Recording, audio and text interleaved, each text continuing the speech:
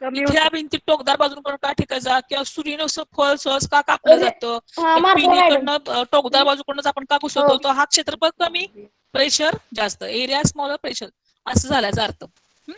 आता पुढं त्यानंतर त्याने खाली प्रश्न विचारलाय, हे करून पहा. तर खरं हा नाहीये, पण असू देत, आपण बघूया तुमच्या लक्षात येईल की खालील आकृतीप्रमाणे कृती करा. काय दिसतं त्या आकृतीत तुम्हाला चव्हाण? बघा पहिल्या पट्टीत काय दाखवलेलं आहे, पहिल्या ज्यामध्ये एक साधे 2 चौकोन दाखवले, त्याच्यावरती एक आडवी फळी टाकली आहे बघायची. हा आणि मग त्याच्यानंतर फळी म्हणजे फळी नाहीये, लाकूड नाही, ते असं पातळ असं काय तुमचं काय म्हटलं इथं, अगदी पातळ अशी लाकडाची फळी आहे वाकणारी. आणि दुसऱ्या ह्याच्यात काय दाखवलेलं इथं, तर पुस्तकं ठेवलीत पसरट अशी. आणि तिसऱ्यामध्ये काय झालंय, सगळी पुस्तकं एकावर एक ठेवलीत, फळी कुठं गेली, खाली, आहे का नाही. मग तुमचा जो सगळी पुस्तकं आहेत ती एकावर एक ठेवून खाली फळी का गेली, तर वरती तुम्ही एकावर एक पुस्तकं ठेवल्यामुळे प्रेशर जास्त पडलं, दाब जास्त झाला, त्यामुळे ती फळी खाली गेली.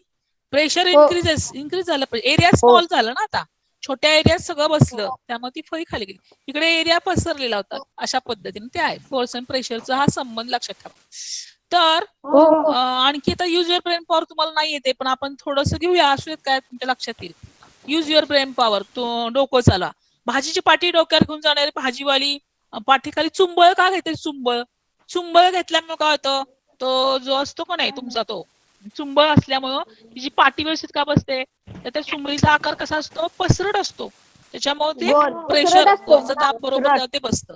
किंवा आणखी एक प्रश्न विचारलाय, we can not stand at one place for a long time, how can we sleep on a place for 8 and odd hours. आपण जास्त एका ठिकाणी उभं राहू शकत नाही, पण एकाच ठिकाणी 8 तास झोपू शकतो, असं का? आता उभं राहिलं की 2 पायावर आपण उभं राहतोय की नाही, उभं राहिलं की काय होतं, आपलं सगळं प्रेशर त्या 2 पायावर पडतं, मग एरिया स्मॉलर कसा झाला तुमचा, स्मॉलर, आणि दाब जास्त. आणि इथं तुम्ही जेव्हा झोपता, बसता असं गादीवरती, अंगावर सगळा एरिया वाढतो, क्षेत्रफळ वाढलं, प्रेशर कमी पडतं, त्यामुळे आपल्याला झोप 8-8 तास झोपलं तरी आपल्याला त्याचा त्रास होत नाही. कळलं की नाही. तुम्ही पसरून झोपल्यामुळे काय होतं, तुमचा एरिया वाढतो, एरिया वाढल्यामुळे प्रेशर कमी पडतं. अशा पद्धतीने ते आहे. चिडवा आता चिडवी पुढे चालली ट्राय ग्रुपवर. दिस बघा, हेच कारण तिथं सांगायचं. त्यानंतर म्हणजे जसं मी इथं खेळायचं सांगितलं की नाही, की हा खेळाचं टोक आहे, म्हणजे इथे क्षेत्रफळ कमी, दाब जास्त, एरिया स्मॉलर, प्रेशर राहत. तसं आपण 2 पायावर उभं राहिलं की 2 पायावरती आपला एरिया कसा येणार आहे, स्मॉलर, त्यामुळे सगळं प्रेशर पायावर पडतं. झोपल्यानंतर एरिया लार्ज होतो, प्रेशर कमी होतं, म्हणून आपण शांत झोपतो. तेच त्या चुंबळीचं पण सांगायचं. आता ऍक्टिव्हिटी एक दिलेली तुम्हाला इथं, हे खरं करायचं नाही आपल्याला, पण थोडक्यात सांगते. पटकन बघा आता ती ऍक्टिव्हिटी काय, मागचं पान काढा. त्या ऍक्टिव्हिटीत त्यांनी काय सांगितलेलं आहे, प्लॅस्टिकची बॉटल घ्या, टेक अ प्लॅस्टिक बॉटल, प्लॅस्टिकची बाटली घ्या, त्याला 10 centimetre long piece of glass tube घ्या, त्याच्यावरती which rubber balloon can be fitted, रबरचं बलून त्यावर घट्ट बसेल, वॉर्म अप, मग त्या ग्लासची ट्यूब वॉर्म अप करा, गरम करा, म्हणजे ती पटकन प्लॅस्टिक मध्ये गरम केलेली आत जाईल ना, ती काचेची नळी, त्याच्या एका टोकाला फुगा बसवा, आणि काय म्हटले 5 सेंटीमीटर फ्रॉम द बॉटम, म्हणजे तळाकडून 5 सेंटीमीटर वरती तो ती काचेची नळी आत घाला, त्या तोंडाला फुगा बसवा, आणि कडेला टू अवॉइड वॉटर लिकेज होऊ नये म्हणून अप्लाय मोल्टन वॅक्स, म्हणजे कडेनं जरा मेन लावा, म्हणजे आत पाणी होतं तर बाहेर येणार नाही, on the side of the glass tube, म्हणजे तुम्ही ती काचेची नळी आत घातली, त्याच्या कडेला मेन लावा, म्हणजे आतलं पाणी बाहेर येणार नाही, त्याच्या तोंडाला फुगा बसवा, आणि नंतर तुम्ही काय करा, वरनं काय करा, पाणी हळूहळू होता. Now you fill water slowly in the bottle and see how the bottle balloon inflates, मग फुगा हळूहळू काय होतं, फुगतो, असं आपल्याला दिसतं. म्हणजेच काय होतं, व्हॉट इज ऑब्झर्व, काय दिसतं, the pressure of water acts on the side of the bottle. आपण पाणी आत ओतलं, इथे पाणी ओतल्यानंतर त्या बाटलीच्या बाजूच्या कडेला पाणी ओतलं की प्रेशर वाढतं, दाब वाढतो, दाब वाढल्यानंतर दाब जो असतो त्या फुग्यात जातो, आणि तो फुगा प्रेशरमुळे फुगतो, असं त्याचा अर्थ होतो. आता दुसरी ऍक्टिव्हिटी बघा, आता ही ऍक्टिव्हिटी आम्ही वर्गात करून दाखवली, मुलांनी बाटल्या आणलेल्या होत्या, एका खाली एक समान 3 छिद्र पाडली ती, आणि काय केलेलं, वरनं पाणी टाकलेलं. आता त्या आकृतीत बघा बरं, तुम्हाला 3.7 मध्ये बघा, चव्हाण कुठं बघतोय रे तू, 3.7 मध्ये बघा आकृती, त्याच्यामध्ये पाणी ओतल्यानंतर तुम्हाला काय दिसतं, तर 1 2 3 खालून वर जा, 1 2 3, खालच्या पाण्याची धार बघा, कुठली लांब आहे, कुठली मध्यम आहे, कुठली कमी आहे, कुठली पाण्याची धार तुम्हाला जास्त दिसते, ही पण ऍक्टिव्हिटी आपल्याला नाही, पण आपण पहिल्या नंबरची आता इथं काय करायचं, बाटली घ्यायची, छिद्र खाली करून बघा, 1 2 3 समान अंतरावरती असे हे करा, कसे पाडले तर चालेल. वरनं पाणी टाकलं, 1 नंबरची पाण्याची धार कशी दिसते तुम्हाला, लांब दिसते का नाही पडलेली, मधली जरा मध्ये, वरची एकदम थोडी कमी पडते. याचा अर्थ काय होतो, तर जसं जसं आपण पाणी म्हणजे ह्यांनी काय सांगितलं इथं की तळाकडे पाण्याचा दाब कसा असतो, जास्त असतो. त्यामुळे पाण्याचा दाब तळाकडे जास्त असल्यामुळे त्यातलं प्रेशर जास्त पडतं, त्यामुळे त्या पाणी जास्त वेगाने बाहेर पडतं. मध्यम मधलं जे असतं ते कमी आहे आणि वरती प्रेशर कमी असतं, त्यामुळे ती धार कशी एकदम कमी आहे. वरती प्रेशरच नसतं ना वरती, त्या पाण्याची धार कमी पडते, मधली मध्यम पडते. वर तळाला काय होतं, सगळं प्रेशर तळाकडे येतं, त्यामुळे ती पाण्याची धार जास्त पडते. असा तो प्रयोग आहे. तर तिथं तो प्रयोग आपल्याला, तो पण आता नाहीये खरं, आता या वर्षीच फक्त, तर हा गाळलेला पोर्शन आहे. पण तिथं एक बघा, तिथं तेवढं वाचते तिथं रेश मारा. आता इथं बघा, इथून तिसरी ओळ बघा, इथून तिसरी ओळ, त्या पॅरेग्राफ खालून तिसरी ओळ असते. त्याचा अर्थ त्यांनी काय सांगितलं बघा, what is understand from this at any one level the liquid, तिथं रेश मारा, liquid pressure is the same, any level the liquid pressure is the same, also the pressure increases, the depth of the liquid increases. Pressure जसं कुठं वाढतं, जसं जसं तुमचं लिक्विडचं depth म्हणजे काय, खोली वाढते है नाही, खोली वाढते तसं तुमचा काय वाढतो, दाब वाढतो. म्हणून बघा इथे त्यांनी काय सांगितलंय की, आपण घेऊया ते सगळं पूर्ण, असं काय नाही होत, वाचते पहिल्यापासून बघा ती ऍक्टिव्हिटी बघा. Take a plastic bottle, pierce with a thick needle at the point 1 2 3. एक प्लास्टिकची बॉटली घ्या, पीस म्हणजे काय करा, त्याला छिद्र पाडा, निडल सुईनं. As shown in figure 3.7, fill water in the bottle up to full height, पूर्ण हाईट पर्यंत पाणी भरा. As shown in the figure, water jets will seen emerging and projecting out. लगेच पाणी काय होतं, एमर्ज म्हणजे टाकलं आपण खाली, लगेच काय होतं, एमर्जिंग अँड प्रोजेक्टिंग, बाहेर, प्रोजेक्टिंग आउट म्हणजे काय, बाहेर यायला लागतं ते आउटसाइडला. Water jet emerging from the hole at the top will fall. आता बघा, वॉटर जेट म्हणजे पाण्याची जी धार आहे, वॉटर जेट एमर्जिंग म्हणजे बाहेर पडते, from the hole at the top, वरच्या टोकातनं जे पाणी टॉप मध्ये पडते, will fall closer to the bottle, ती बाटलीच्या जवळ पडते. हे तुमचं ऑब्झर्वेशन, तिथे रेश मारा जरा, तुम्हाला पाहिजे काय म्हटलंय, water jet emerging from the hole fall close to the bottle, the jet from the lowest hole falls farthest from the bottle. आणि सगळ्यात खालची जी बॉटल आहे, सॉरी छिद्र जे आहे, तिथनं काय म्हटलेलं आहे, काय म्हटलं, jet from the lowest hole, खालची जी, लोएस्ट म्हणजे तळाकडची जी आहे, फारदेस्ट म्हणजे खूप लांब पडतं त्याचं पाणी जे आहे ते, फारदेस्ट म्हणजे लांब पडतं फ्रॉम द बॉटल. ऑल्सो जेट्स coming out from the 2 holes at the same level fall the same distance from the bottle. मध्ये जे आहे तुमचं सेम डिस्टन्सला जे लेवलचं मधलं जे आहे ते मध्येच पडतं, मध्ये पण जास्त पण लांब नाही, कडेला पण नाही. अशा पद्धतीनं तुमचं ह्या प्रयोगाने तुम्हाला काय समजलं, लिक्विडचं प्रेशर कशावर डिपेंडेंट, शेवटचं, liquid pressure increases as the depth of the liquid increases. म्हणजे प्रेशर कधी वाढतं, ज्या वेळेला लिक्विडचा डेप्थ म्हणजे काय म्हणतात तुम्ही त्याला, द्रवाच्या खोलीप्रमाणे द्रवाचा दाब काय तो वाढतो. म्हणजे थोडक्यात तिथे काय लक्षात ठेवा की बाटलीच्या तळाशी दाब कसा वाढतो, जास्त वाढतो. म्हणून आपल्या ह्या ज्या भिंती असतात धरणाच्या, तळाला जाड का असतात, तर सगळं त्या धरणाचं पाण्याचा प्रेशर खाली तळाला पडतं ना, म्हणून भिंती बघा कडेला धरणाच्या अशा जाडच्या जाड असतात, प्रेशर जास्त पडतं ना त्यात. म्हणून आता पुढे जाऊया, म्हणजे तुम्हाला काय समजलं, लिक्विड प्रेशरवरून तुम्हाला काय समजलं, द्रवाचा दाब हा कडेला पडतो, खाली खोलीवर पण अवलंबून असतो आणि कडेला पण पडतो. आता जसं द्रवाचं तसं पुढचं गॅस प्रेशर घेऊया, वायूचा दाब. आता इथे त्यांनी तुम्हाला एक काय सांगितली आहे, ऍक्टिव्हिटी दिली आहे बघा, काय सांगितली ऍक्टिव्हिटी बघा, की आपण बघा फुगा फुगवतो, फुगा फुगवल्यानंतर असा वाकडा तिकडा कधी फुगतो का, एक सारखा फुगतो का नाही, याचा अर्थ हवेचा दाब चारी बाजून कसा आहे, सारखा आहे. असं कधी होत नाही, फुगा फुगवल्यानंतर इकडं मोठा तिकडं छोटा, एक सारखा फुगतो, म्हणजे हवेचा दाब सगळ्या बाजून सारखा, हेच त्यांनी इथं सांगितले. आणि फुग्याला आपण जर छिद्र पाडलं तर त्यातनं हवा बाहेर जाते आणि पुन्हा तो फुगत नाही, अशा पद्धतीनं. मग जसं द्रवाचं आहे तसंच वायूचं सुद्धा आहे, वायूचा सुद्धा दाब चारी बाजूला पडतो एक सारखा, त्या फुग्याच्या आतल्या बाजूला, असं ते सांगितलंय पुढे बघा आता. If a balloon is inflated, आपण जर बलून इन्फ्लेटेड म्हणजे काय केलं, फुगवला, काय म्हटले, फिलिंग एअर बाय माउथ, तोंडाने फुगवला. It inflates on all side, inflates म्हणजे फुगतो, ऑल साइडने फुगतो, सगळ्या बाजून फुगतो. If a pin hole is created in the balloon, पिनने आपण जर होल पाडलं बलूनला, तर एअर लिक्स आउट, तुमची हवा बाहेर जाते आतली फुग्यातली, and the balloon does not inflate fully, तो पूर्णपणे फुगत नाही.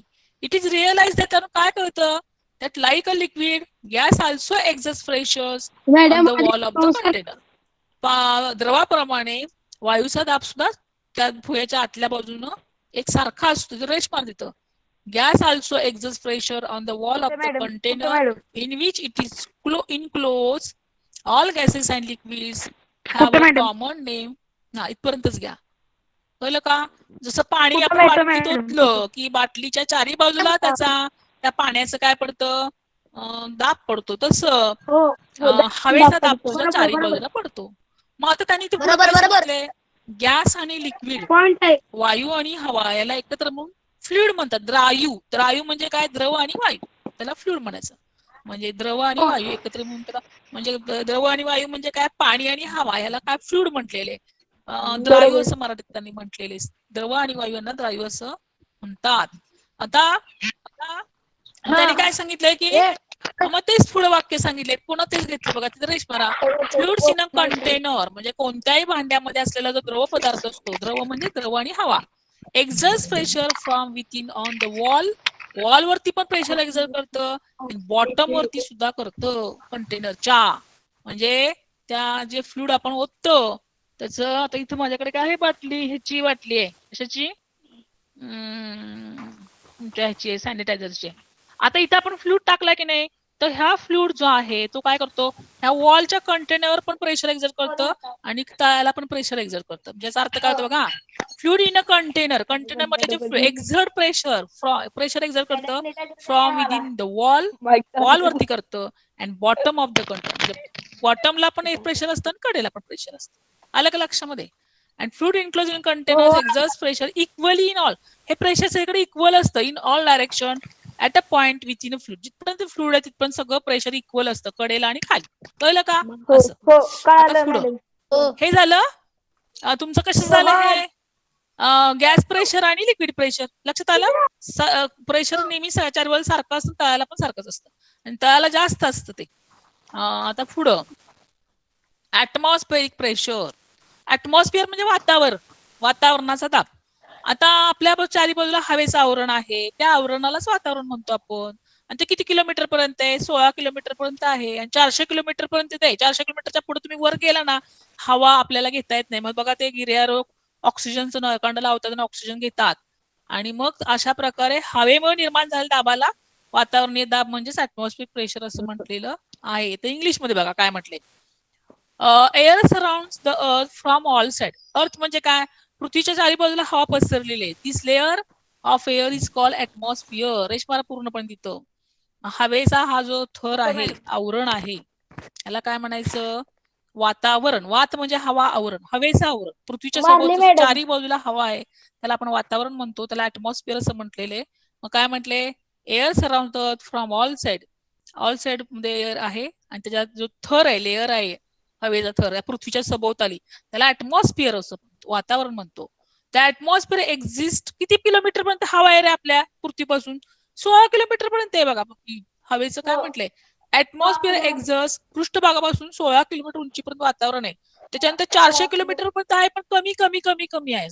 400 किलोमीटर पर्यंत आहे की आपल्या हवेचं आवरण. 400 किलोमीटर पर्यंत रेश मार तिथं, atmosphere exists at about 16 kilometer height. It further extends up to about 400 kilometer in very dilute, म्हणजे अगदी कमी कमी प्रमाणामध्ये. डायल्यूट म्हणजे कमी प्रमाणात वरती आहे. The pressure created due to air, इथे केरेश मारा, जे प्रेशर, मग दाब निर्माण होतो हवेमुळे, त्याला म्हणायचं atmospheric pressure. The pressure created due to air, एअरमुळे जे प्रेशर क्रिएट होतं, निर्माण होतं, त्याला म्हणायचं atmospheric pressure. And imagine that, आता तुम्ही असं इमॅजिन, कल्पना करा की असं त्यांनी खाली दाखवलं बघा, वातावरणीय दाब कसं असतं, की एक लांब असा पोकळ दंडगोल आहे, आणि त्यात हवा आहे. हवेचं वजन पृथ्वीच्या दिशेने लावलेलं आहे, याचा अर्थ हवेचा दाब म्हणजे वजन आणि ते पृष्ठभागाचं क्षेत्रफळ, असं तर मराठीत सांगितलं. इंग्लिशमध्ये बघा आता इथं काय म्हटलंय की काय म्हटलं बघा इथं, हा, imagine that a very long hollow cylinder, खाली आकृतीत दाखवलं बघा, लॉंग सिलेंडर 3.8 मध्ये of unit cross section area, असं समजा की असं एक लॉंग सिलेंडर हॉलो पोकळ असा एक दंडगोल आहे, लांबच्या लांब आहे, आणि त्याच्यामध्ये काय area unit cross sectional area is standing on the surface of the earth, अर्थवरती पृथ्वीवरती हा असा दंडगोल ठेवलेला आहे, आणि इट कंटेन्स एअर, त्यात हवा आहे. मग आता बघा, जसं ही बाटलीचं कसं सांगितलं तुम्हाला मी, बघा बाटली माझ्या हातात बाटली, त्या बाटलीत लिक्विडचं कसं प्रेशर पडतं खाली तळाला, तसं त्या हवेचं प्रेशर पृथ्वीवर पडतं असं त्यांनी सांगितलं. दंडगोल त्यासाठी घेतलंय, बाटली कशी तसंच ते. मग त्यांनी काय सांगितलं इथं की वेट ऑफ द एअर, इथं वेट ऑफ द एअर, मग हवेचा जो दाब आहे जसं तुमचं लिक्विडचं तसंच हवेचं पण आहे. The weight of the air this force applied on the direction the centre of the, सेंटरला डायरेक्ट तुमच्या पृथ्वीच्या केंद्रावर तिथं हवेचा दाब पडतो, जसा लिक्विडचा बाटलीतल्या पडतो तसा. आणि this means that atmosphere pressure is the, याचा अर्थ काय होतो की हवेचं तुमचं जे ऍटमॉस्फिअर प्रेशर आहे ते कसं काढलं तर ratio of the weight divided by the area of the surface, म्हणजे ह्याचं वेट, हवेचं वेट, हवा, आणि खालती पृथ्वीचं जे सरफेस आहे जिथं टेकवली बाटली त्या सरफेस, म्हणजे हवेचा दाब म्हणजेच काय, वजन आणि पृष्ठभागाचं क्षेत्रफळ, पृथ्वीचा जो पृष्ठभाग त्याच्यावर ठेवलेले आहे त्याचे क्षेत्रफळ आणि त्याच हवेचं वजन यांचा भागाकार, म्हणजे जर रेशो काढला की त्याला काय म्हणायचं, गुणोत्तर, म्हणजेच काय आहे तुमचं गुणोत्तर म्हटले, त्याला म्हटलेलं आहे हवेचा दाब. आता बघा हवेचा दाब कसा करतात कळलं का, हवेचं वजन जेवढ्या पृष्ठभागावर पडले ते हवेचा दाब, म्हणजे जेवढ्या इथे एवढ्या भागावर पडल्या ना ह्याचं वजन आणि ते क्षेत्रफळ, ह्याचं गुणोत्तर म्हणजे ऍटमॉस्फेरिक प्रेशर. मग हे कसं काढतात बघा, आता त्यांनी पुढे दिलेलं आहे, समुद्र सपाटीला असणाऱ्या हवेच्या दाबाला 1 ऍटमॉस्फिअर म्हणतात. The air pressure on the sea level is called 1, रेश मारा तिथं, air pressure on the sea level, समुद्र सपाटीवरती जो हवेचा दाब असतो त्याला म्हणायचं ऍटमॉस्फेरिक प्रेशर, म्हणजेच काय म्हटलेले वातावरणीय दाब. मग air pressure decrease as one goes up height from the sea level. बघा नेहमी लक्षात ठेवा, जसं आपण हळूहळू उंच उंच जातो तस तसं हवेचं प्रेशर कमी कमी कमी कमी होत जातं, म्हणजे पृथ्वीच्या पृष्ठावर जसं जसं तुम्ही वर जाल तसं प्रेशर डिक्रीज होत जातं. Air pressure decreases as one goes up it height from the sea level, तुम्ही वर वर जसं जाल तसं हवा विरळ विरळ होत जाते, कमी कमी होत जातं, प्रेशर कमी होतं. 1 ऍटमॉस्फिअर इज इक्वल टू काय म्हटलेले 101 into 10⁻³ pascal is equal to 1 bar is equal to 10⁻³ m bar. एक ऍटमॉस्फिअर त्यांनी सांगितलेले किती बसतं 10⁻³ एम बार, आणि 101 इंटू 10⁻³ पास्कल म्हणजे आपण बघितलं न्यूटन पर मीटर स्क्वेअर म्हणजे पास्कल, ते लक्षात ठेवा, ते परीक्षेला येतं तुम्हाला. आणि 1 M bar is approximately hectopascal म्हणते त्याला 10 स्क्वेअरला, अप्रॉक्सिमेटली म्हणजे जवळजवळ असं त्याचा अर्थ होतो, अंदाजे. आता खाली त्याचा त्याने अर्थ सांगितलाय, तर तो कशात मोजतात बघा, खाली काय म्हटलं का atmosphere pressure is specified in unit, कशात मोजतात atmosphere pressure is specified in the units m bar or hectopascal, रेश मारा. ऍटमॉस्फेरिक प्रेशर हे एम बार मध्ये किंवा हेक्टोपास्कल, त्याला किंवा म्हणा, किंवा हेक्टोपास्कल म्हणजे HP, हेक्टोपास्कल मध्ये किंवा एम बार मध्ये ऍटमॉस्फिअर प्रेशर मोजलं जातं. त्यानंतर atmosphere pressure at a point in air is equal from all side, हवेचा दाब चारी बाजून कसा आहे सारखा आहे.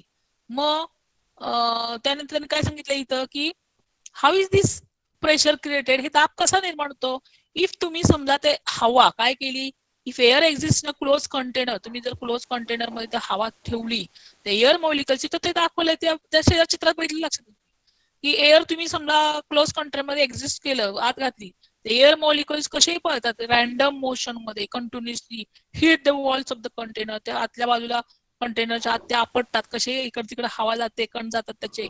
इन दिस इंटरॅक्शन मध्ये एकमेकाच्या फिरण्यामुळे आपटण्यामुळे फोर्स एक्झर्ट होतो वॉल ऑफ द कंटेनर वरती, त्याचा बल निर्माण होतो आणि त्याच्यामुळे प्रेशर निर्माण होतो. Pressure is created due to this force, कळलं का. अशा प्रकारे हवेचे कण कसे फिरतात, ते भिंत कडेला त्या ह्याच्या आपटतात वॉलच्या, आणि त्या आपटल्यामुळे फोर्स निर्माण होतो आणि फोर्समुळे त्याचं प्रेशर निर्माण होतं. अशा प्रकारे दाब निर्माण होतो.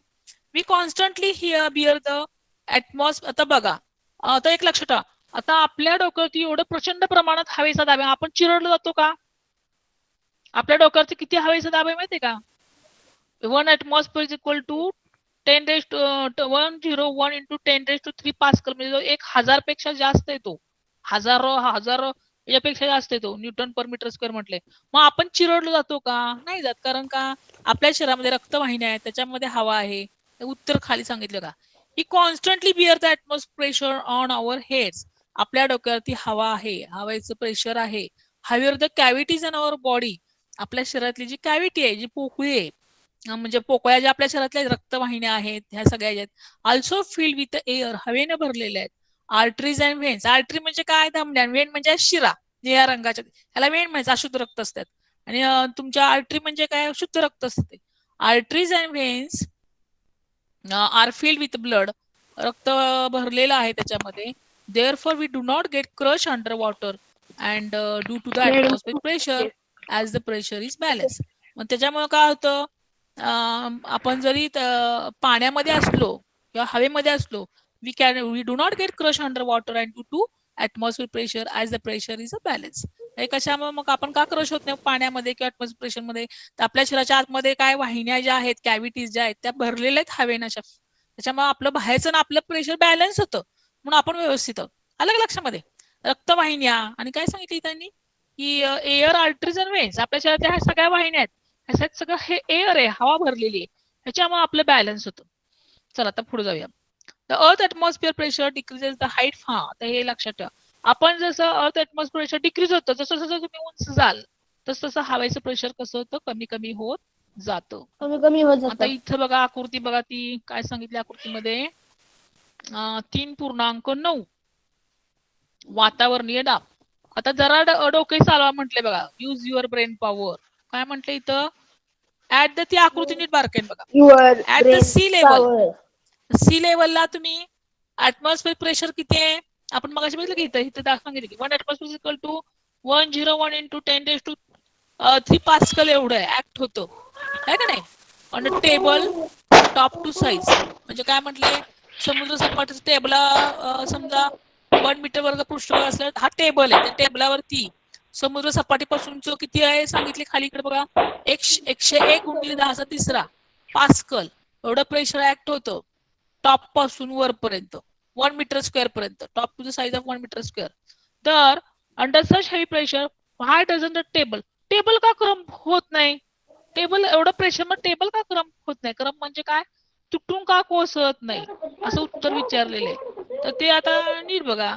तर ज्या वेळेला हा जो टेबल आहे की नाही, तुमचा टेबल, तुम्ही बसला टेबल असेल, आपण पुस्तक ठेवलं टेबल असेल, तर त्या टेबलाच्या खालून सुद्धा काय असतं? The air below table top exerts. वरून जेवढं फोर्स होतं ना, त्यांनी काय सांगितलं? Air below the table top exerts pressure 101. खालून सुद्धा त्यांनी काय सांगितले? एअर बिलो तेवढंच ते प्रेशर लावलं जातं अपवर्ड दिशेनं. Top exerts pressure 101 into 10. फक्त एवढा शब्द सांगायचा. Air below the table top exerts pressure 101 into 10⁻³ pascal on it in the upward direction. खालून तेवढंच दाब, त्याला वरनं जेवढा दाब असतो का नाही तेवढाच खालनं दाब लावला जातो त्या टेबलाला. म्हणून तो टेबल क्रम्पल म्हणजे क्रश होत नाही किंवा कोसळत नाही. And table doesn't crumple down on the table.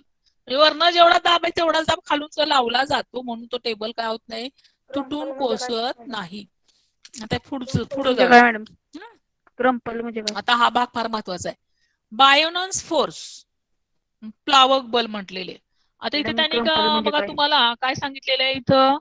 तर या ठिकाणी तुम्हाला एक प्रयोग दाखवले बघा. काय दाखवले बघा बरं. हा, आता ते थोडक्यात सांगते. पहिले तिथे काय दाखवलं आकृती तुम्हाला? एक रिकामी बाटली घेतली आणि ती पाण्यात बुडवली. बाटली बुडेल का आतमध्ये? रिकामी बाटली पाण्यात टाकली बुडेल का? तरंगणार. मग तीच बाटली तुम्ही भरली तर ती खाली काय झाली दिसते बघा चित्रात? बुडलेली की नाही? बॉल पाण्यात तरंगते. चित्रात बघा बॉल दिसते पाण्यावर तरंगताना. पण तीच बाटली जर पाण्याने भरली तर ती बाटली तुम्हाला खाली जाऊन तरंगताना दिसते. याचा अर्थ काय होतो? असं का होतं? रिकामी बाटली काय तरंगते? तर वजन हलकं असतं. आपण म्हणून वजन हलकं आहे, ती हलक्या वस्तू तरंगतात, जड वस्तू बुडतात. म्हणजे नेमकं काय होतं ते आपण बघूया. म्हणजे नेमकं तिथं काय घडतं बघा. काय म्हटले? Take a plastic bottle and fix the lid tightly. टोपण घट्ट. लीड टाइटली म्हणजे काय? झाकण घट्ट लावलेली एक बाटली. घ्या आणि now place it in water and see, ती पाण्यात टाका आणि बघा. It will float and water, तरंगते. Try and push it into the water, पुन्हा तिला पुश करा खाली. into the water, try and push it into the water, खाली पुन्हा ढकला तिला. even when push it, तुम्ही किती ढकललं, पुश केलं, ती कंटिन्यूस टू फ्लोट, ती पुन्हा वरती येते, कंटिन्यू बाहेर तरंगा लागते. This experiment can also be done with a plastic hollow ball. Ball घेतलाय बघा तिथं. बॉलच्या बाबतीत तसं किती पण वेळात बॉल खाली टाकला तर बॉल वरतीच होतं. असं का होतं? कारण खूप छान सांगितलं बघा त्यांनी. काय सांगितलं का? Now fill the bottle with water to the fullest capacity. आता ती बाटली फुल कॅपॅसिटी, जेवढी कॅपॅसिटी तेवढी पूर्ण भरा.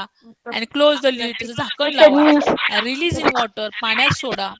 And the bottle will float inside the water. आता ही बाटली तरंगते, पण कुठं तरंगते? पाण्या खाली पण टेकली नाही बरं का ती बाटली, तरंगते बघा पाण्याच्या तळाशी, वरती थोडीशी अशी तरंगते. इनसाइड द वॉटर, पाण्याच्या आत तरंगताना दिसते. Y does this happen? असं का घडतं? तर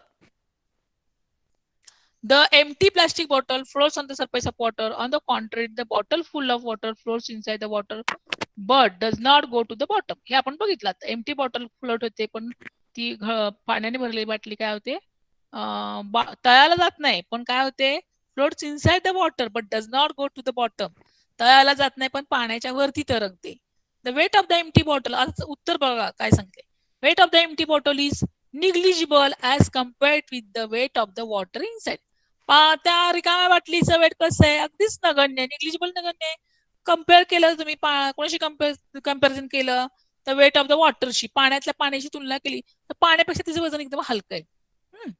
त्यामुळे काय होतं इथं की such a bottle with water neither floats on the surface not does go to the bottom.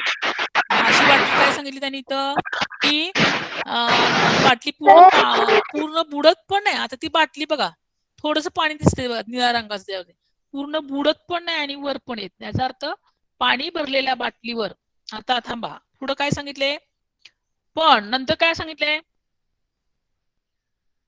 हा पुढे बघा. But does not go to the bottom. The weight of the empty bottle is negligible as compared with the weight of the water inside. Water inside म्हणजे काय? की पाणी असणाऱ्या आजच्या तुलनेनं तिचं वजन कसं असतं? एकदम कमी असतं. आता ही जी बाटली आहे पाण्याची बाटली, ती काय करते?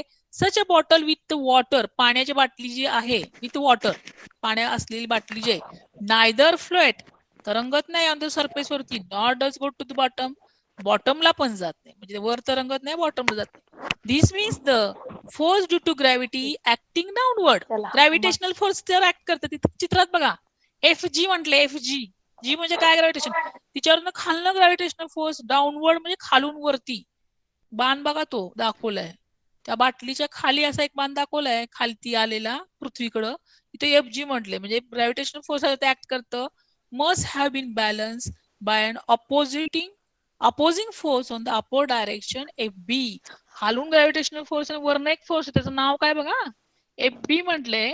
On the bottle filled with water. हे एफ बी म्हणजे काय माहितीये का? तेच बायोनन्स फोर्स आहे. बी म्हणजे बायोनन्स फोर्स, प्लावक बल मराठीत म्हटले त्याला. But these force must have originated from the water surrounding the bottle. The upward force acting on the object on other water or other fluid or fluid or gas is called Bionance force. खालून gravitational force आणि वरून बायोनन्स force, मग ते बाटली मधल्यामध्येच तरंगते. ती काय होते? मग ती वरनं जे फोर्स ऍक्ट होतं, लक्षात घ्या, बुडणाऱ्या पदार्थावरती वरनं जे फोर्स ऍक्ट होतं त्याला बायोनन्स फोर्स म्हटले, प्लावक बल असं म्हटलेलं आहे. म्हणजे बाटलीच्या वरून जे बल तिला खाली नेणारं जे बल आहे त्याला बायोनन्स फोर्स म्हटलं. एवढं लक्षात ठेवा. हा, मग कळलं का तुम्हाला बायोनन्स फोर्स म्हणजे काय? की वरून जे बल पडतं भरलेल्या बाटलीवरती, त्याला बायोनन्स फोर्स म्हणते. ती बाटली खाली जाते. रिकामा बाटलीवरती नसतं, कारण वजन कमी असतं त्यामुळे. आता रिकामा बाटलीत काय गंमत होते? असतं की फोर्स ते, पण ती रिकामी असल्या खालनं ग्रॅव्हिटेशनल फोर्स असतं तिला, पण वरनं काय असतं? पाणी नसल्यामुळे ते कमी असतं, बल असतं ते. आलं का लक्षामध्ये? आता पुढे जाऊया. Use your brain power. तुम्हाला नाहीये खरं, इथं फुल्या मारल्यात मी.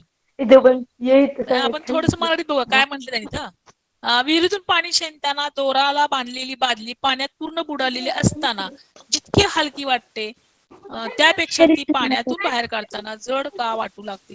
बादली बघा पाण्यात सोडली की पाण्याच्या आत बुडली, ती हलकी लागते, अशी वजन नाही. तीच बादली जर पाण्याच्या वर आपण ओढून काढली, ती बादली जड लागते. असं का होतं? तर ते प्लावक बल त्यांनी सांगितले. आता ही बाटली कशी बुडलेली आहे तेच उत्तर त्याचं आहे. खालून ग्रॅव्हिटेशनल फोर्स आणि वरून बायनॉन्स फोर्स हे इक्वल असतं, त्यामुळे ते बादलीचं पाणी आपल्याला लागत नाही, वाटत नाही काय सुद्धा, असं त्याचं ते उत्तर आहे. आता पुढे जाऊया बघा, ट्राय दिस. आता ट्राय दिस मध्ये काय विचारलाय प्रश्न बघा बरं. आता तुम्हाला हा प्रश्न, असे प्रश्न परीक्षा तुम्हाला येतात, असं का होतं? तर काय म्हटले बघा, take a piece of the thin aluminium sheet and dip it into the, काय म्हटलेलं, एक पातळ पत्रा घ्या अल्युमिनियमचा आणि तो बुडवा कशामध्ये, पाण्यामध्ये. आणि व्हॉट डू यू ऑब्झर्व, तर मला सांगा, अल्युमिनियमचा पातळ पत्रा आपण घेतला आणि नंतर हा, तर तो पत्रा जर तुम्ही अल्युमिनियमच्या पाण्यात टाकला तर बुडेल का तरंगेल रे? बुडणार, तो साहजिकच आहे, अल्युमिनियम जड असतं ना, तरंगेल. तो बुडणार खाली. पण जर तुम्ही त्याचा जर तुम्ही काय तयार केलं, बोट तयार केली, now shape the same piece of aluminium to small boat, त्याची जर तुम्ही बोट तयार केली तर ती बोट काय होणार आहे, place it on the surface of it floats, ती तरंगणार, बरोबर का नाही? मग बोट का तरंगते? मग त्या अल्युमिनियमची बोट तुम्ही जी केली ती का तरंगते आणि पत्रा का बुडतो, सांगता येईल का? पत्रा बुडतो, बोट का तरंगते? आता का बोटीला आपण आकार दिला, एरिया प्राप्त झाला, एरिया इज लार्जर, आलं का लक्षामध्ये? आणि तो तुकडा होता तो स्मॉल होता, तो बुडाला जड असल्यामुळे. एरिया तुमचा वाढला की काय होतं? उत्तर पुढे बघूया आपण काय सांगितले बघा. आता काय म्हटलं इथं, आणखी एक त्याने उदाहरण सांगितलेले की दुसरं बघा उदाहरण काय म्हटलं इथं, iron nail sinks in water, लोखंडी खेळा पाण्यात बुडतो, but why does the massive म्हणजे मोठं स्टील शिप, पण त्याच लोखंडाचं जे मोठं आपण शिप तयार करतो ते का तरंगतं? मग खिळा बुडतो ते शिप एवढं मोठं जहाज कसं काय तरंगतं, ते का बुडत नाही? When an object is dip in the liquid, बघा त्याचं उत्तर हे, ज्यावेळेला आपण एखादा वस्तू ज्यावेळेला डीप करतो लिक्विड मध्ये, पाण्यात टाकतो, buoyant force acts on it and hence, त्याच्यावरती वरती कोणतं बल कार्य करतं? Buoyance force act on it and hence it appears that the weight of the object is reduced. त्याच्यामुळे वरनं बायनॉन्स फोर्स ऍक्ट झाल्यामुळे त्या वस्तूचं वजन कमी होतं. कळलं की नाही? लक्षात आलं का? तुमचा आता नुसता तुकडा खिळा टाकला की तो खिळा काय होतो? पाण्यात खिळा टाकला की होतो, ह्याचं वजन. आता ह्याच्यावरती बायनॉन्स फोर्स काहीच नाहीये, त्यामुळे तो बुडतो. पण ज्यावेळेला तुम्ही त्याला काय म्हटलं त्यांनी, तर ज्यावेळेला तुम्ही त्याची वस्तू तयार करता, आकार तयार करता, त्याला काय होतं? बायनॉन्स फोर्स. काय म्हटलं इथं त्यांनी की when an object is deep in liquid, a Bion's force acts on it and hence it happens the weight of the object is reduced. आता ह्याचं वेट जास्त झालं, पण ह्याला आपण पसरट आकार जर दिला की वरनं बायनॉन्स फोर्स मिळाला, ह्याचं वेट कमी होतं. आलं का लक्षामध्ये? आणि त्याच्यामुळे तो बुडत नाही. लक्षात ठेवा, हे तुम्हाला प्रश्न परीक्षेला येतात. It becomes easier to swim. आता तुम्हाला प्रश्न विचारला, it becomes easier to swim in a sea water than in fresh water. समुद्रातल्या पाण्यात पोहणं, गोड्या पाण्यातल्या पोहण्याच्या तलावात पोहण्यापेक्षा समुद्राच्या पाण्यात पोहणं सोपं का जातं? समुद्राचं पाणी कसं असतं? खारट म्हणजे मीठ जास्त असतं, मीठ जास्त, पाण्याची घनता कशी असते? जास्त, त्यामुळे आपल्या पटकन, मग पाण्याचं वजन जास्त असतं, आपल्याला सहज पोहता येतं. आणि गोड्या पाण्यात मिठाचं प्रमाण कमी असतं, पाण्याची घनता कमी असते, त्यामुळे आपल्याला जास्त हातपाय मारायला लागतात, असं सांगितलंय. उत्तर बघा काय सांगितलंय की it becomes easier to swim in sea water, it becomes easier, फार सोपं जातं, to swim in sea water than in fresh water. समुद्राच्या पाण्यात पोहणं सोपं जातं दॅन इन फ्रेश वॉटर. गोड्या पाण्यापेक्षा समुद्राच्या पाण्यात पोहणं सोपं असतं, कारण this is because the density of sea water is higher than the density of fresh water. तुमची डेन्सिटी सी वॉटरची जास्त आहे, घनता जास्त आहे फ्रेश वॉटर पेक्षा, due to salt dissolve in sea water, की त्याच्यामध्ये काय होतं? मीठ विरघळले असतं समुद्राच्या पाण्यामध्ये. In this book you have seen that. आणखी त्यात त्यांनी काय सांगितलंय? इन दिस बुक मध्ये त्यांनी काय सांगितलं, या पुस्तकात काय त्यांनी सांगितलं, seen that lemon sinks in a glass fill with water. बघा आता लिंबू तुम्ही जर पाण्यात टाकलं ग्लासच्या तर ते खाली बुडतं. आपण प्रयोग केले ते बघा, बटाट्याचा प्रयोग, बटाटा बुडतो, पण त्यात तुम्ही मीठ टाकलं की तो बटाटावर तरंगतो. मग in this lemon sinks in a glass fill with water but it flows when we stir in 2 spoons of salt in water. मग तो जो लिंबू आहे ते पाण्यात टाकलं तर बुडतं, पण त्याच लिंबामध्ये आपण जर मीठ टाकलं, when we stir in 2 spoons of salt in water, मग आपण त्याच पाण्यामध्ये 2 चमचे जर मीठ टाकलं तर ते तोच लिंबू काय होतं? The salty water the buoyance force exceeds, तर ते लिंबू तरंगतं. असं का होतं? बघा, लिंबू पाण्यात टाकलं काय की होतं ते सांगा की बुडतं आणि त्याच लिंबाच्या पाण्यामध्ये आपण जर 2 चमचे मीठ टाकलं तर तेच लिंबू तरंगतं. का तरंगतं? मीठ टाकल्यामुळे मिठाची पाण्याची घनता वाढते. पाण्याची घनता वाढल्यामुळे काय होतं, इथे काय कोणतरी सांगितलंय? काय पण द बोलतंय. In salty water the buoyant force exceeds the gravitational force. वरनं जे बायनल फोर्स आहे, पाण्यात तुम्ही मीठ टाकलं की बायनल फोर्स एक्सीड जास्त होतं ग्रॅव्हिटेशनल फोर्स पेक्षा. ग्रॅव्हिटेशनल फोर्स म्हणजे तुमचं गुरुत्वाकर्षण बल आहे का नाही, त्याच्यापेक्षा बायनल फोर्स जास्त होतं. वर्ण फोर्स जास्त झाला की ती वस्तू कुठं बुडते? काय सांगितलंय वर? काय म्हटले? Exceeds the gravitation in salty water the buoyant force. पाण्याची घनता मिठाने वाढते आणि इथं प्लावक बल गुरुत्वीय बलापेक्षा जास्त होतं असं सांगितलेलं आहे. एक्सिड म्हणजे जास्त होतं ग्रॅव्हिटेशन फोर्स पेक्षा. What is understand from this examples? ह्या 2 उदाहरणावरून तुम्हाला काय समजतं असं त्यांनी विचारलेलं आहे. बायनल फोर्स डिपेंड्स ऑन 2 फॅक्टर्स. 2 गोष्टीवरती बायनल फोर्स अवलंबून आहे. कोणकोणतं? पहिलं बघा, व्हॉल्यूम ऑफ द ऑब्जेक्ट. म्हणजे आता व्हॅल्यूम म्हणजे आकार. म्हणजे आता तुम्ही खिळा पाण्यात टाकला तर बुडतो, त्याच पत्र्याचा तुम्ही जर जहाज केलं तर बुडत नाही. व्हॅल्यूम म्हणजे आकारमान. आकारमानावरती बायनल फोर्स कशावरती अवलंबून आहे ते लक्षात ठेवा. तुम्हाला ही उदाहरणं सगळी लक्षात. बायनल फोर्स कशावरती अवलंबून आहे? तर व्हॉल्यूम ऑफ द ऑब्जेक्ट म्हणजे काय म्हणलेलं आहे? वस्तूच्या आकारमानावरती. वस्तूचं आकारमान जास्त झालं तर प्लावक बल जास्त असतं. आणि पुढं आणखी कशावरती अवलंबून आहे? Density of liquid. हा बघा, आता ते तुमच्या लक्षात आलं असेल की ते लिंबू जे आहे, काय सांगितले त्यांनी की पाणी भरून त्यात लिंबू सोडल्यास ते बुडतं, पण त्याच पाण्यात मीठ टाकलंस तर लिंबू तरंगतं. कारण का? त्याचं उत्तर बघायचं आलं. Density of liquid. More the density of liquid. मीठ टाकलं की डेन्सिटी वाढते. डेन्सिटी वाढलं की बायनल फोर्स वाढतं. बायनल फोर्स वाढलं की ते लिंबू कसं येतं? वरती तरंगतं. ग्रॅव्हिटेशनल फोर्स पेक्षा गुरुत्वाकर्षण म्हणजे काय? कोणती वस्तू टाकली की खाली जाते, पण ते बायनल फोर्स एवढं मोठं असतं की ते खाली जाण्यापासून त्याला रोखतं आणि वर घेतो. ग्रेटर द बायनल फोर्स ते वस्तू तरंगते. आलं का लक्षामध्ये? बायनल फोर्स ग्रेटर असल्यामुळे ते काय होतं? ते लिंबूवर तरंगतं. त्याला खालच्या ग्रॅव्हिटेशन फोर्स पेक्षा जास्त एक्सिड म्हटले तर. त्यामुळे ते लिंबू काय होतं? त्या ग्रॅव्हिटेशन फोर्स पेक्षा बायनल फोर्स असं तरंगतं, वर खेचून घेतं ते असतं. मग तुमचा इथं त्यांनी काय सांगितलंय की कोणते 2 फॅक्टर आहेत तिथं ह्याचे? कशाचे? बायनल फोर्स कोणत्या 2 फॅक्टरवरती? आकारमान जेवढं जास्त त्याच्यावरती बायनल फोर्स जास्त. पत्रा तुम्ही पाण्यात टाकला तर तो बुडतो, पण त्याच पत्र्याचं तुम्ही जहाज जर केलं तर ते का तरंगतं? व्हॉल्यूम ग्रेटर, बायनल फोर्स ग्रेटर म्हणून ते तरंगतं.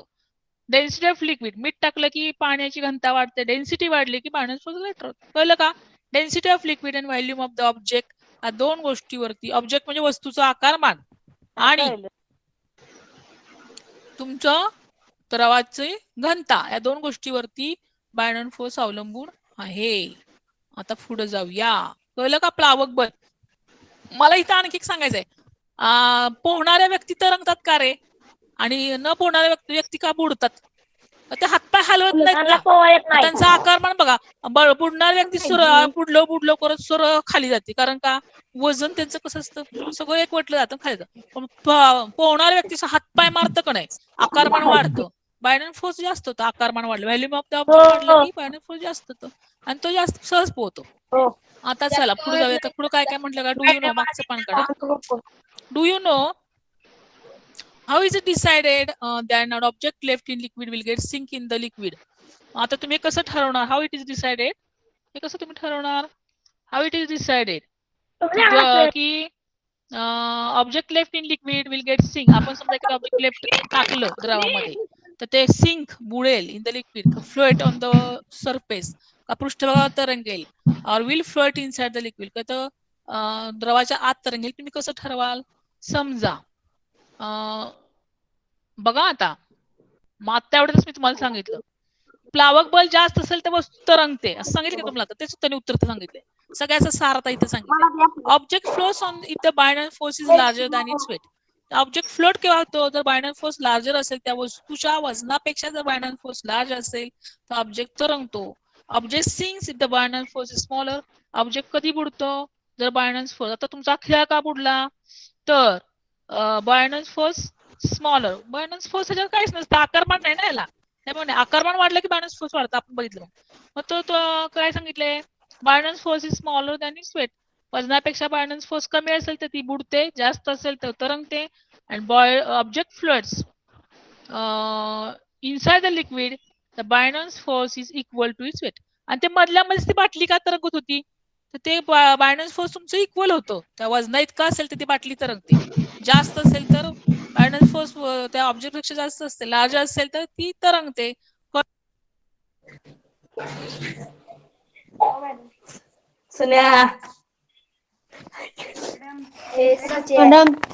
मॅडम म्यूट केलंय तुम्हाला. मॅडम तुम्हाला म्यूट केलंय. रोहन सुनील मॅडम गोसावीने तुम्हाला अनिकेतने म्यूट केलंय.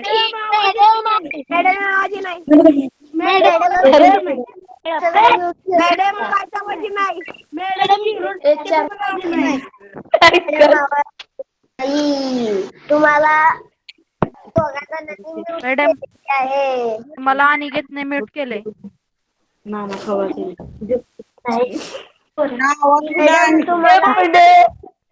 मॅडम तुम्हाला आम्ही घेतलं. मॅडम आवाज येत नाही. मॅडम आवाज येत नाही. मॅडम आवाज येत नाही.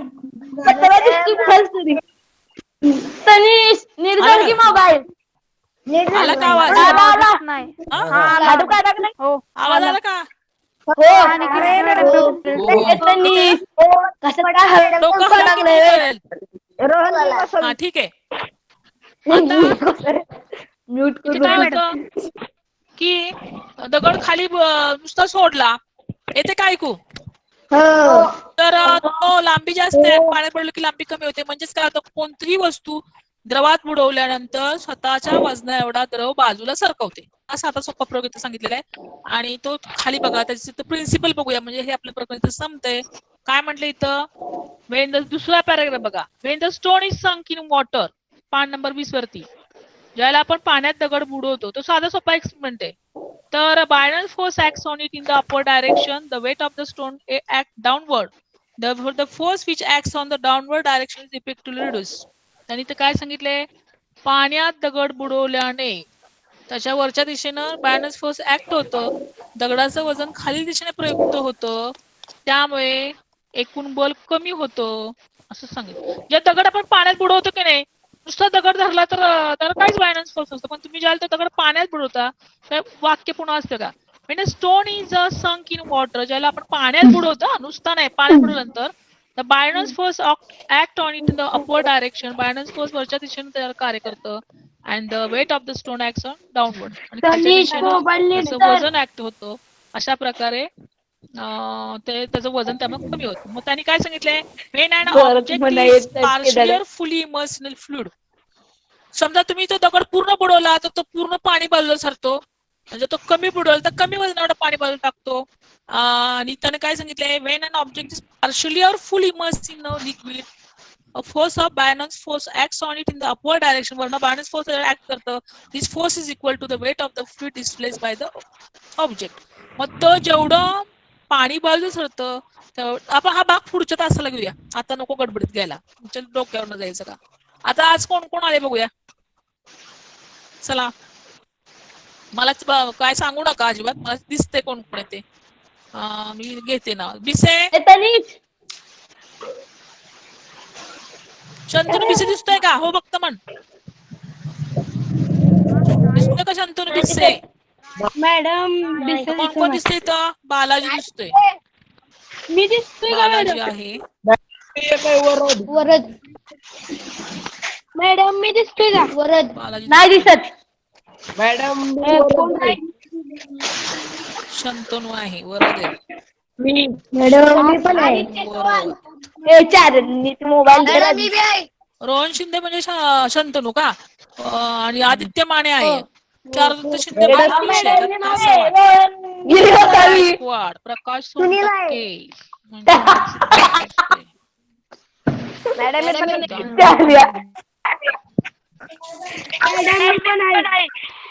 मॅडम सुनील बबन, आदित्य चव्हाण.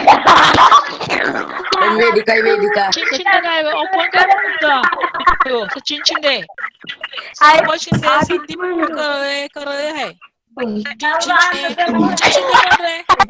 व्हिडिओ कर की ओपन. मॅडम दीपक गायकवाड आहे. मॅडम आदित्य चव्हाण. मॅडम दीपक नाही. चारू आनंदराव.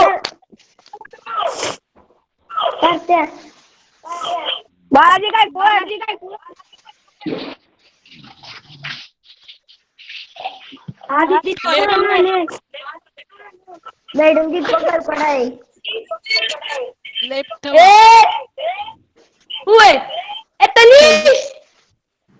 गणपतीला मंडप घालायचे.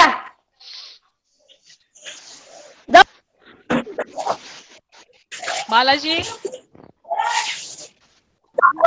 लेफ्ट व्हा, आता लेफ्ट व्हा.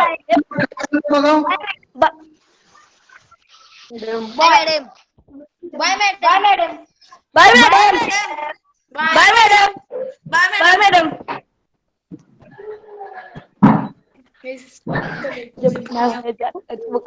गिरी गोसावी करळे का थांबलाय तुम्ही?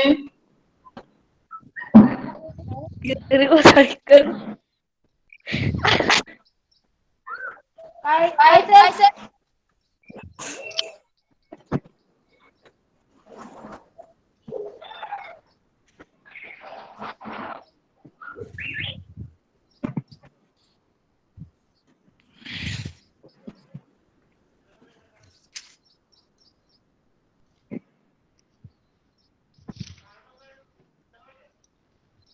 पोरं गेली घरी आता मॅडम.